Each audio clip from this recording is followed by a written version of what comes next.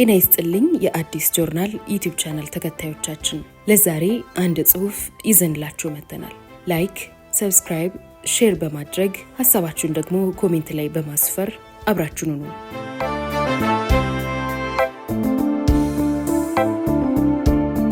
ኮሎኔል መንግስቱ ለምን አለቀሱ? የ74 ዓመቱ ኮሎኔል ካሳዬ አጭር የመፈንቅለ መንግስት ማስታወሻ ከቢቢሲ አማርኛ የተወሰደ።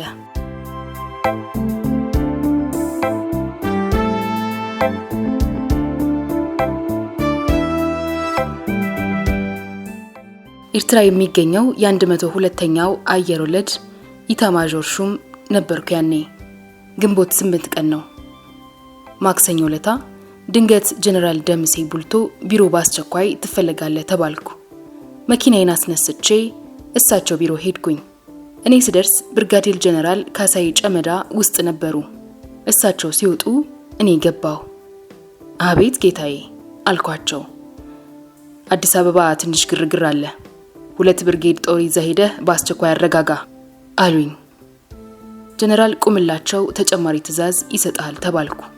ጀነራል ቁምላቸው ቢሮ ስደርስ መጣ ካሳዬ በል ተከተለኝ ብለው መኪናቸውን አስነሱ። ከኋላ ኋላ ስከተላቸው አስመራ አየር ኃይል ደረስን።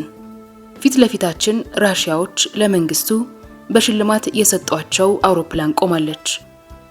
በዚህ አውሮፕላን አዲስ አበባ እንሄዳለን አሉኝ። ልብስና ማስታወሻ ሊያስቁም እኮ ጌታዬ ስላቸው በል በሚቀጥለው አውሮፕላን ድረሱብን ብለውኝ ገቡ። ቶሎ ቤት በርሬ ልብስና ማስታወሻ ይዤ ስመለስ አውሮፕላኗ ሳትነሳ ደረስኩ። አውሮፕላኗ ውስጥ 70 የሚሆኑ ሰዎች ተሳፍረዋል። አየር ወለዶች ደግሞ በ4 አንቶኖቭ ተጭነው ተከትለውን ይመጣሉ። አውሮፕላኗ ወደ ምጽዋ አቅጣጫ ያዘችና ከዚያ ወደ ቃሩራ ሄደች። ከዚያም ተመለሰችና ልክ መረብን ስንሻገር ይመስለኛል ጀነራል ቁምላቸው ብድግ ብለው ተነሱና አንዲት ወረቀት ይዘው ማንበብ ጀመሩ። የትግራይና የኤርትራ ሕዝብ የሚደርስበትን ችግርና መከራ አወሩና ሲያበቁ መጨረሻ ላይ አስደነገጡን። እኔም በደንብ ትዝ የምትለኝ መጨረሻ ላይ የተናገሯት ናት። ኮሎኔል መንግስቱ ተገደው ከስልጣን ተወግደዋል አሉ። በጣም ነው የደነገጥኩት። እኔ ከአስመራ ስነሳ የማውቀው ነገር አልነበረማ። በአውሮፕላኑ ላይ የነበርነው በአጠቃላይ 73 እንሆናለን። ያ ሁሉ ሰው ሲያጨበጭብ እኔ ግን ፈዝዤ ደንዝዤ ቀረሁ። እንደ መባነን ብዬ ነው ማጨብጨብ የጀመርኩት። አዲስ አበባ የሚቀበለን አጣን። እኛ 11 ሰዓት ተኩል ላይ ኤርፖርት ደርሰን ስልክ ብንደውል ማን ያንሳ? ሬዲዮ ብናደርግ ማን ያናግረን? መከላከያ ደወልን፣ ማንም ስልክ አያነሳም። ምድር ጦር ደወልን፣ ማንም የለም። ግንኙነቱ ሁሉ ተቋርጧል። ለካስ እኛ ከመድረሳችን በፊት ነገሩ ሁሉ ተበላሽቷል። ለምን በለኝ። በ9 ሰዓት ተኩል አካባቢ ጀነራል አብርሃም ሚኒስትሩን ጀነራል ኃይለ ጊዮርጊስን ገድሎ አምልጧል። እኛ ይሄን ሁሉ አናውቅም። እኛ የምናውቀው ኮሎኔል መንግስቱ መገደላቸውን ነው። በዚያ ሰዓት እኛ ይዘነው የመጣነውን ጦር የሚያስተባብር ሰው አልነበረም። እኛ ገና ሳንደርስ ነው ከልዩ ጥበቃ ብርጌድ ታንክ መጥቶ መከላከያን የከበበው። እንደነገርኩህ እኛ ይሄን ሁሉ አናውቅልህም። እኛ የምናውቀው መንግስቱ መገደሉን ነው። ብቻ ምን አለፋህ ተከታትሎ የመጣውን አየር ወለድ ግማሹ እዚያው ኤርፖርት ዙሪያ ጥበቃ ማድረግ ጀመረ። ሌላው አቃቂ ቃሊቲ ፍተሻ ጣቢያ ላይ ተመድቦ ከውጪም ከውስጥም ሰውም ሆነ ተሽከርካሪ እንዳይገባ እንዳይወጣ አደረገ። የቀረነው ወደ ምድር ጦር አቪዬሽን ግቢ ሄድን። ከጦላይ የመጣ ስፖርተኛ ጦርም እዚያው ተቀላቀለን። የግንቦት 8 አመሻሽ በጎማ ቁጠባ አካባቢ እየመሸ ሲሄድ ግራ ተጋባን።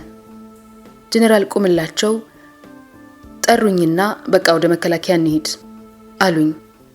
ምንም እንኳን ግንኙነታችን ቢቋረጥም አመጣጣችን እዛ መከላከያ ሚኒስቴር ለሚገኙ የመፈንቅለ መንግስቱ መሪዎች ከለላ መስጠት ስለነበር ነው ወደዚያ ያመራ ነው። 1 ሻለቃ ጦር ይዘን በምድር ጦር መሐንዲስ በባልቻ ሆስፒታል ላይኛው በኩል አድርገን በ5ኛ ፖሊስ ጣቢያ አልፈን ጤና ጥበቃ ጋር ደረስን። 1 ሻለቃ ጦር ይዘናል። እዚያው ጎማ ቁጠባ ጋር አስቀመጥናቸውና እኛ ለቅኝት ወደ መከላከያ ተጠጋን። እንደነገርኩህ መሽቷል። እንዲያውም እኩለ ሌሊት አልፏል። ግን ጨረቃዋ ድምቅ ብላ ወጥታ ነበር። የሚገርምህ ያን ምሽት ሁሉን ነገር ማየት ትችላለህ። በቃ ምን ልበልህ፣ ልክ እንደ ፀሐይ ነበር የምታበራው። ከላይ ከጎማ ቁጠባ መጥቼ ብሔራዊ ቲያትር አደባባዩ ጋር ለቅኝት ስቀርብልህ ከኢትዮጵያ ሆቴል በታች ትራፊክ መብራት አለ አይደል? ወደ ፍልውሃ መሄጃ እዚያ አንድ ታንክ ቱሬቱን እያቀዘቀዘ ወደ እኔ ጂፕ እያስተካከለ ሲመጣ አየሁት። እኔ መትረየስ ጂፕ ላይ ነው የነበርኩት። ቶሎ ቀኝ ወደ ኋላ ተጠምዘዝ አልኩት ሾፌሩን። እንደገና በላይ በኩል ዞረን ለማየት ስንል ከፒያሳ በኩል ሌላ አንድ ታንክ ቱሬንቱን ወደኛ እያስተካከለ ሊመታን ተዘጋጀ። ምናልባት አንድ ነገር ቢያጋጥም ለመተኮስ ነው እኮ ወደኛ የሚያነጣጥረው። በቃ ተመልሼ ወደ ጎማ ቁጠባ ሄድኩ። እኛ እስከዚያ ሰዓት ድረስ መከላከያ ውስጥ ምን እየተካሄደ እንደሆነ አናውቅም። መፈንቅለ መንግስቱ መክሸፉንም አልሰማንም። እነ ጀነራል መርዕድም በህይወት ያሉ ነው የመሰለን። መንግስቱ ኃይለ ማርያም መወገዱን ብቻ ነው የምናውቀው። ቢቢሲ መሳሪያ ታጥቃቸዋል? እኔና ቁምላቸው ይዘነው የመጣነው ሰራዊት 2 አሞርካ አለው። 4 አፈሙዝ ያለው አሞርካ።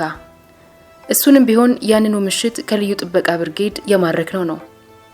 ቢቢሲ ይቅርታ ግን ኮሎኔል አሞርካ ምንድነው? አሞርካ የኮሪያ ባለ 2 አፈሙዝ ሽልካ የመሰለ 2 አፈሙዝ ያለው የዙ 23 ጥይት የሚጎርስ ከባድ መሳሪያ ነው። 2 ነበሩ ከልዩ ጥበቃ ብርጌድ የመጡ። ምድር ጦር ሲገቡ ወታደሮቹን ማረፊያ ወስደን ማረክናቸውና ሹፌር መድበን ተኳሾቹን ከአየር ወለድ ጨምረን ነው ወደ ጎማ ቁጠባ አካባቢ ሄድ ነው። ከዚያ ከጀነራል ቁምላቸው ጋር ወደ 5ኛ ፖሊስ ጣቢያ ሄድን። ስልክ አግኝተን መደወል ጀመርን። መከላከያ ስልክ የሚያነሳ ሰው የለም። አርፒጂ የለ። ታንኩን በምን እንምታው? በቃ ጠዋት መልሶ ማጥቃት እናደርጋለን ብለን ያን ሌሊት ከጎማ ቁጠባ ወደ ምድር ጦር ተመለስን። እዛ ስንደርስ ጀነራል ቁምላቸው መጣው ብለውኝ ሄዱ። ከዚያ ወዲያ ተያይተን አናውቅም።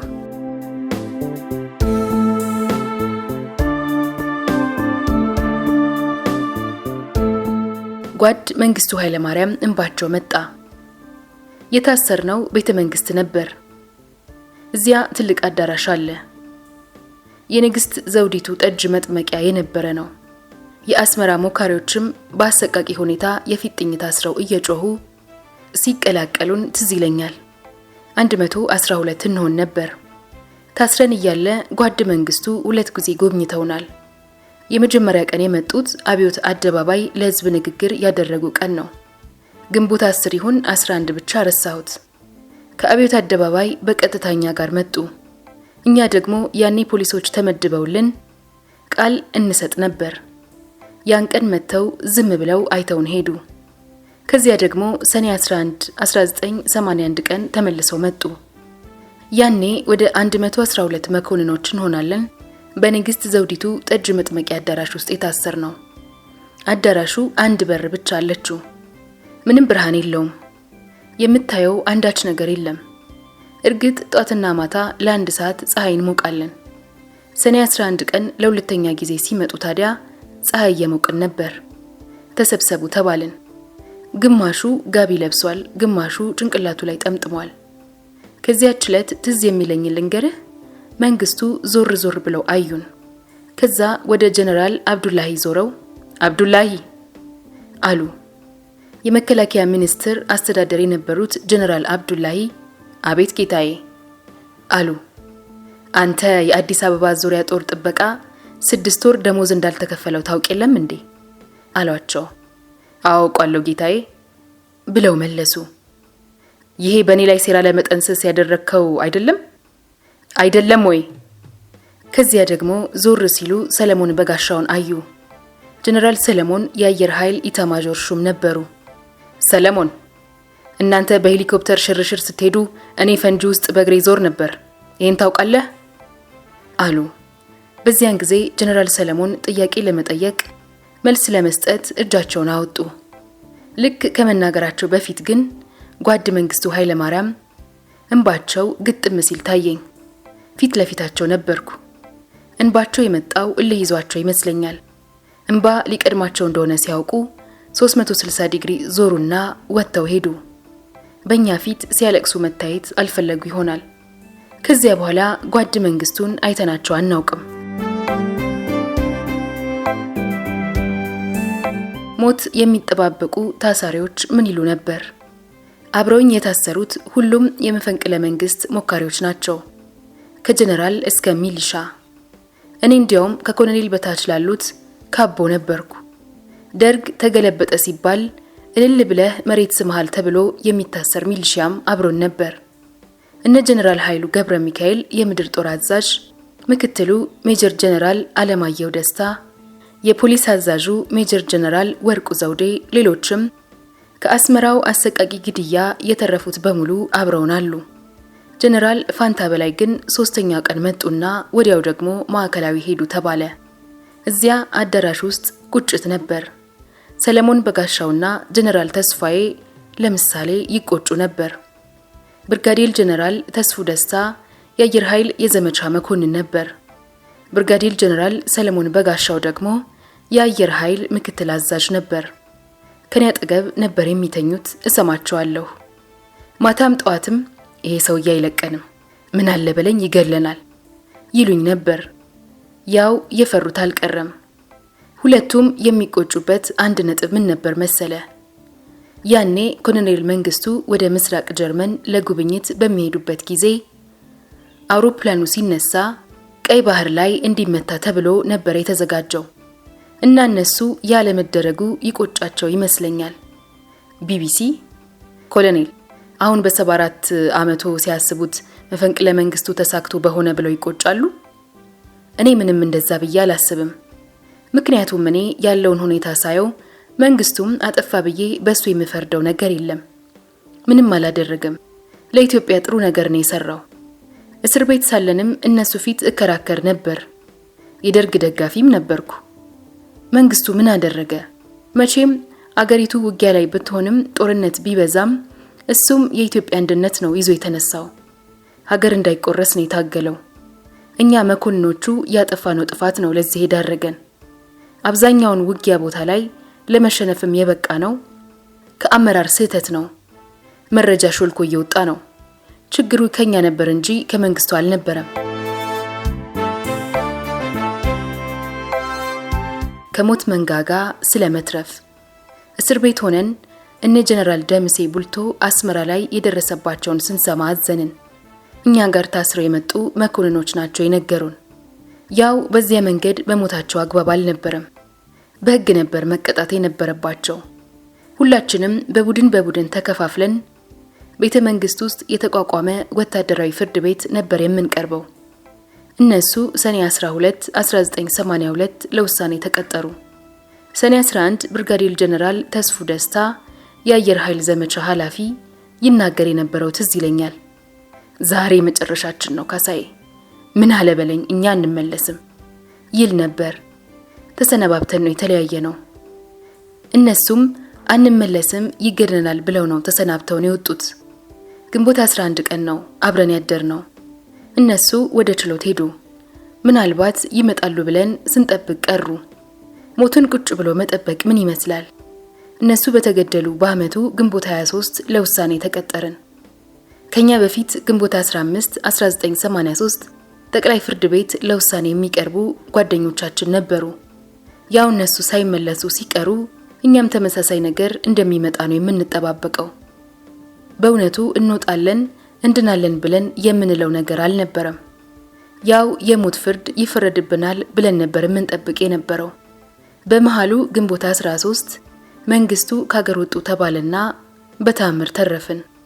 ይኸው በህይወት አለን። የስንብት ጥያቄዎች ለኮሎኔል ካሳዬ ታደሰ። ቢቢሲ ጀነራል መርዕድ ንጉሴ እንዴት ራሳቸው እንዳጠፉ ያውቃሉ? ኮሎኔል ካሳዬ አላውቅም። ጀነራል አማሃ ደስታ ራሳቸውን እንዴት እንዳጠፉ ሲያውቃሉ? አላውቅም። ጀነራል አበራ አበበን በህይወት መያዝ እየተቻለ ለምን የተገደሉ ይመስሎታል? ኮሎኔል ካሳይ ጀነራል አበራን እኔ ሳውቃቸው እጅ የሚሰጡ ሰው አይደሉም። ተታክሰው ነው የሚሞቱት። ለዛሬ አበቃን። የዛሬው ታሪክ እንዴት ነበር? ሐሳባችሁን ኮሜንት ላይ አስቀምጡልን። ከወደዳችሁ ላይክ ሼር ማድረጋችሁን እንዳትረሱ።